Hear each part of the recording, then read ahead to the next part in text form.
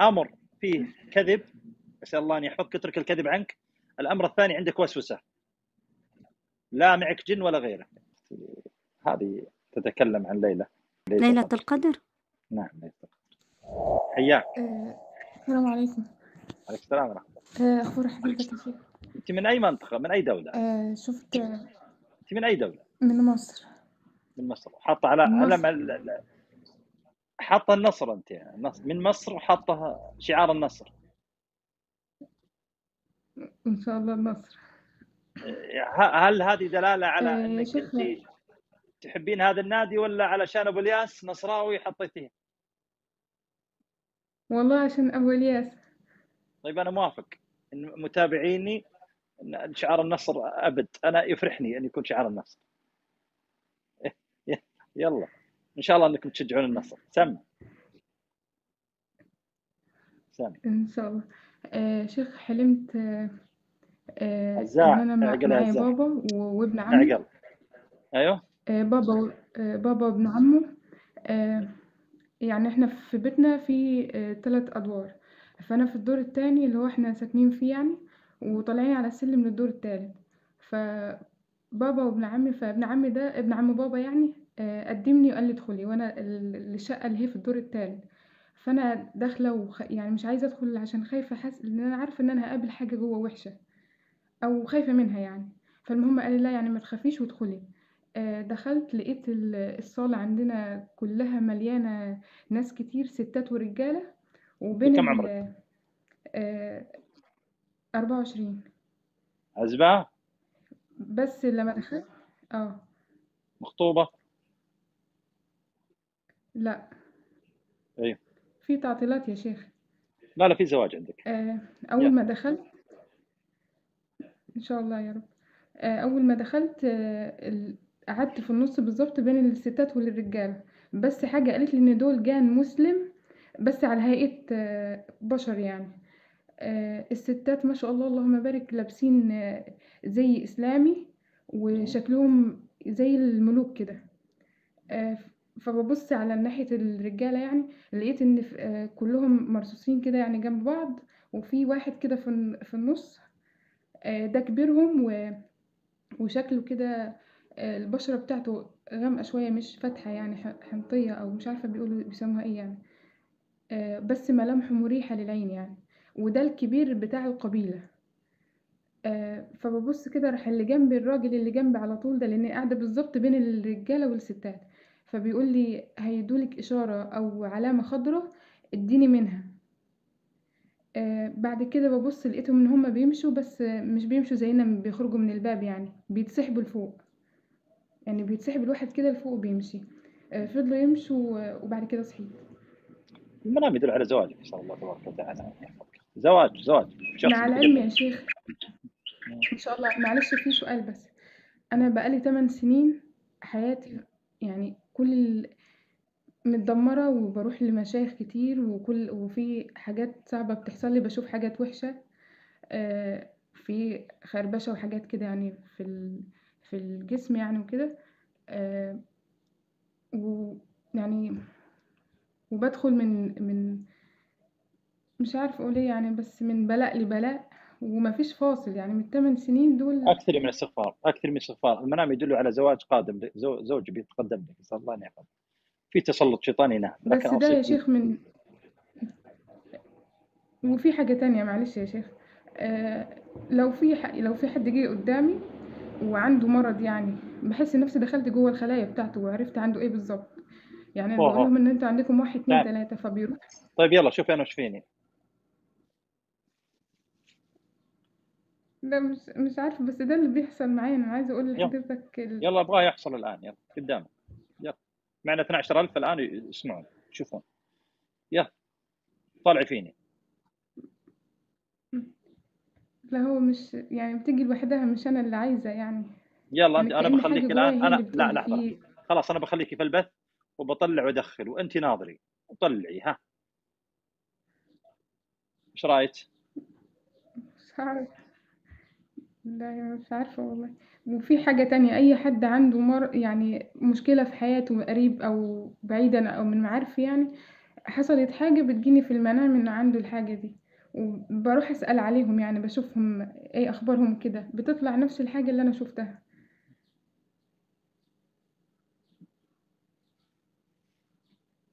تكلم، انا بسمعك وبعلم كلام من انت. تكلم، واصلي، سولفي عن نفسك، تكلمي عن نفسك. تمام. تكلم، كمل، واصلي. حاسة دماغي فاصل يعني، نسيت. وزائد في حاجات تانية أنا مش هعرف أقولها على البث. لو رحت مكان يعني بعرف في حاجة في المكان ولا لأ. ايوه. كلمت يعني، كلمت ما يعني رحت المشايخ كتير، فكل يقولوا إن في حاجة معاكي نورانية أو كده، وأنا يعني على حد علمي إن يعني يعني أخاف إن الحاجات دي تكون حرام يعني. طيب كيف حرام؟ وبيقولوا لي إن أنت هتوصلي لحاجة كبيرة وكده. لا إيه؟ لا، انت موسوسه، ولا معك جن، ولا معك شيء، واللي معك وسواس فقط، ولا تفخمين، وسواس ولا أعرف تكذبين. عن. انت عندك امرين. أيوة. أنا مش اسمعي، عارف. انا الان اقولها مم. لك، ومن حديثك معي انا اقولها مم. لك، اعطيك اياها في وجهك. انت آه. عندك امرين: امر فيه كذب، اسال الله ان يحفظك يترك الكذب عنك. الامر الثاني عندك وسوسه، لا معك جن ولا غيره. لا مع والله يا السلامه، شيخ. خذي لا، مني. وأنا مش عايزة والله حياتي يا كلها شيخ. مع الجنون، تجيني الان اسمعني يا تعلمين. شيخ معلش، لأن لا أنا لا، ما حاولت صدقت. كتير لا لا، ما حاولت صدقتي، كتير ما والله يا صدقتي، شيخ أنا. ما صدقتي. انت فيك صفه الكذب، مو صحيح. حياتي كلها مع الجنون، تجيني الان تقولين لي. تفضلي يا جماعه، ترى عمري كله مع السلام الجنون. عليكم. انا اعطيك ما عليك السلام. لحظه يا اخي، اعطيتها فرصه لين سمعتها، بس ما حبيت انها تدخل في بثي تكذب. بس لا توهمنا، حياتي كلها مع الجنون، وانت تكلمني تسلم علي كيف حالك طيب وشلونك. اعطني دقيقتين، اذا كان معك شيء اعطيك خبر فيه. اذا انك وانت تسولف تكذب اعلمك انت كذاب ونصاب. واعطيتها فرصه، خليتها تتكلم، بل قلت لها حتى حدثي عن نفسك. وانا اقصد لما قلت حدثي عن نفسك يعني بعرف حقيقه هل فعلا عندها التحضير. يا جماعه، انا ماني بيوم وليله، نص عمري وانا مع الجنون، اطلع ذا وحشر ذا، كل حياتي معه، ما اكذب عليك. يعني لا يجيني احد بيوهمني، وانا مو يعني نص عمري وانا معهم، لا بحث علمي ولا رقيه ولا الى اخره يعني. وانت تتحدث معي صيغه المبالغه حقتك، اعرف انك بلغت. ما في معلومه عن الجن اللي اعرفها، ما خليت كتب السلف الا اطلعت عليها ووقفت عليه. كل الكلام، كل ما ذكر شيخ الاسلام ابن تيميه عن الجن بفتوى، والله يا جماعه اني افرزته ببحث مستقل. وابن القيم تكلم، كتب ابن القيم اللي يعرفونها طلبه العلم والاخوات طالبات العلم، اخرجت كل ما تكلم عنه في الجن، سويت بحث كامل بس عن الجن، وش ماهيه الجن. يجيني واحد هنا بيمشي علي شيء، لا نص عمري انا قضيته معهم ابدا. هذا ترويج. لا، اذا سوت شيء زي كذا اسمحوا لي بقول لها مو صحيح، سامحوني. ها، سم. بعضهم يطلع معي لو السلام طول معي شويه عليكم. بقول له ترى فيك جن، عشان اختصر لك. عليك السلام ورحمه الله. لا، وبزيدكم، هاي بعطيكم قصه. يا لا لحظه، لا بعطيكم قصه. انا مره جاني رجل جاب زوجته، اول ما قرات عليها صار شيء يتكلم على لسانها وتقول كلمات مستحيل. تعرفون مستحيل يا جماعه؟ مستحيل. زوجها جالس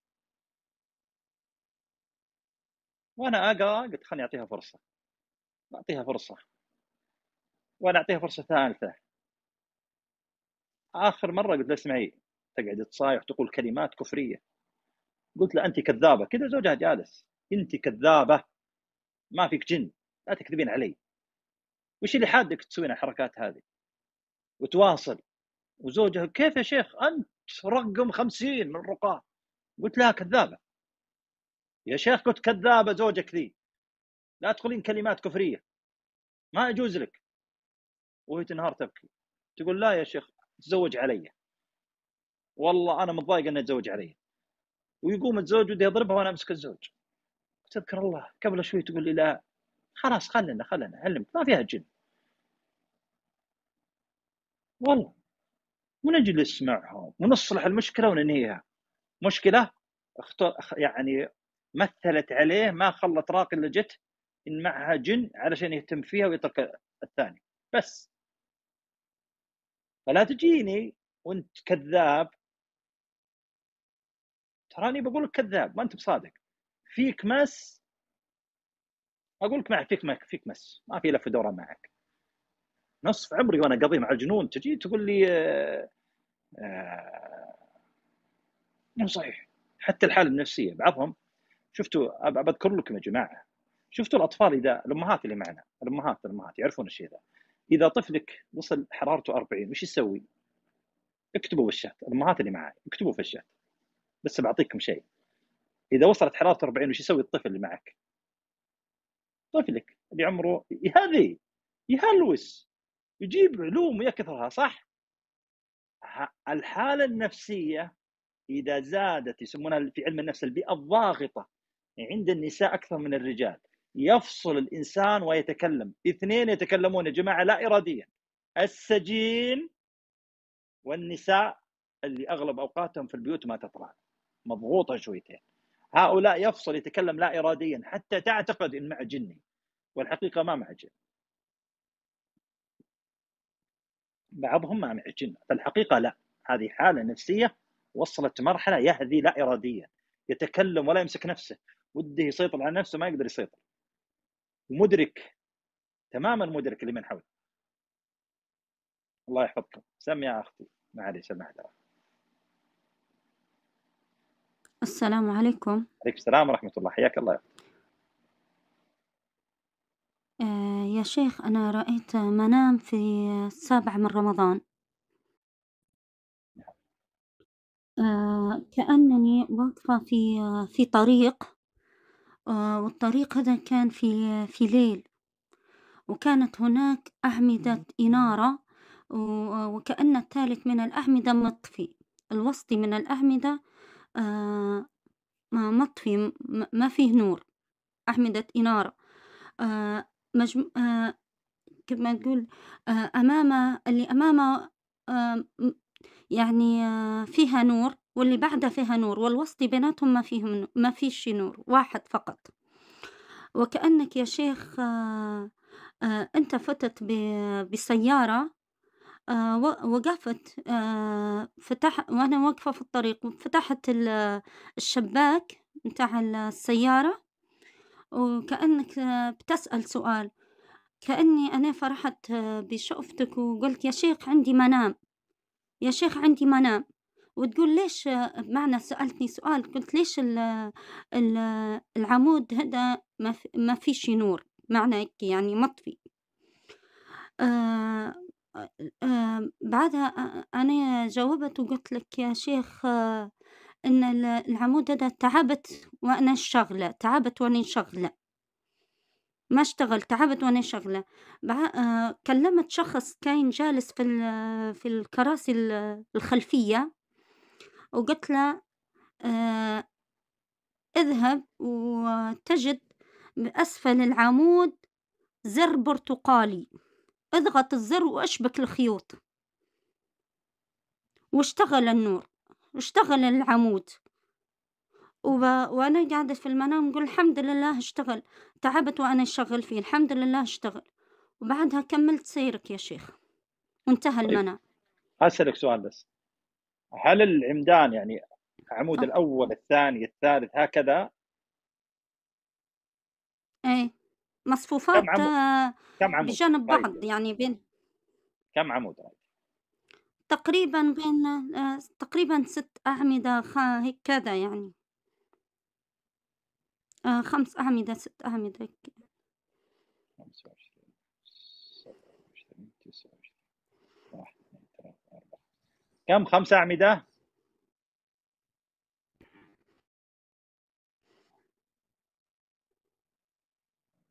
تقريبا. أي معي يا أختي. النور العمود الطافي الثالث. معك يا شيخ. الثالث. الثالث.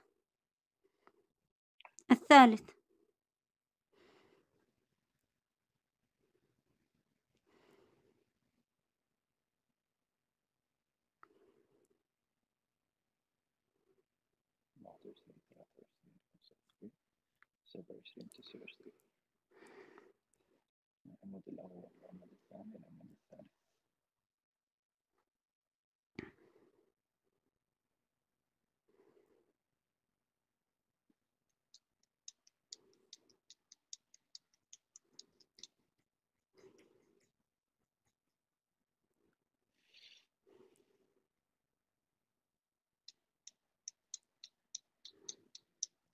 في شيء يا شيخ؟ والله يا أختي هذه تتكلم عن ليلة.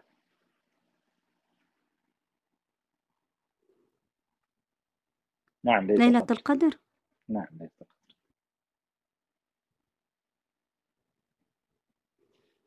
ليلة القدر، ولكن المنام له حسبة معينة.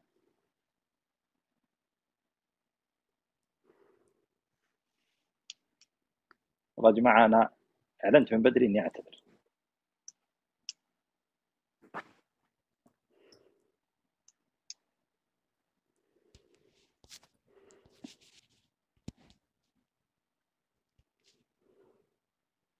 شنو يا شيخ؟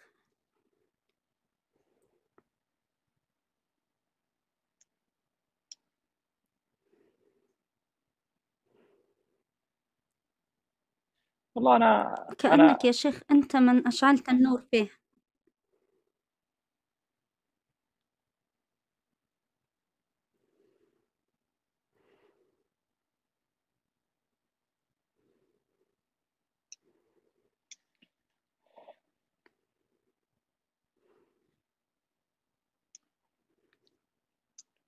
الله ما أستغفر. أتقدر على آخر أنت على اللهم يهدي ليلة. اللهم كان يا رب. الله لك يا رب. يا رب يا رب يا رب من يستطيع. يا رب من يستطيع. يا رب من يستطيع.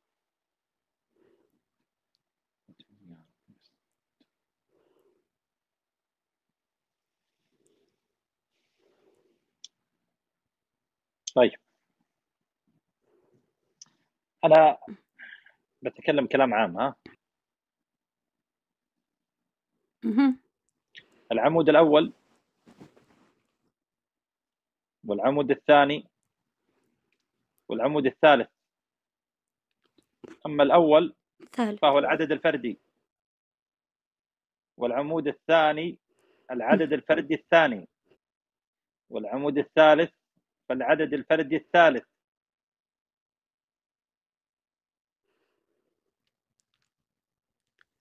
ليلة 25.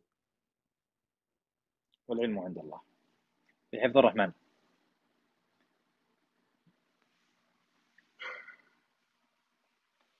حياك الله سم.